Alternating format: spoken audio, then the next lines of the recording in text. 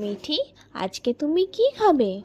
আমি খিচুড়ি খাবো আর পাপড় ভাজা আর ডিম ভাজা। ওকে।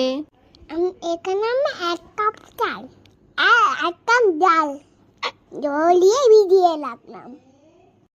সবজিগুলো একটা একটা করে কেটে নিলাম।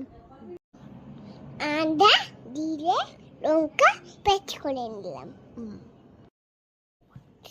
মুগ ডাল হালকা করে বেটে নিলাম। সবজিগুলো একে একে ভেজে নিলাম। জিরে টুকরো লঙ্কা তেজপাতা দিয়ে দিলাম। হলুদ গুঁড়ো টমেটো দিয়ে একসাথে চাল আর ডাল একসাথে বেড়ে দেব। পাড়া হয়ে গেলে জড়িয়ে দেব। ডাল ফুটে উঠলে সব সবজিগুলো দিয়ে দেব। তৈরি হয়ে গেল আমাদের গরম গরম খিচুড়ি। খেতে ধনে বাটা ঘি দিয়ে নামিয়ে দেবো। তোমাদের কেমন লাগলো গরম গরম খিচুড়ি?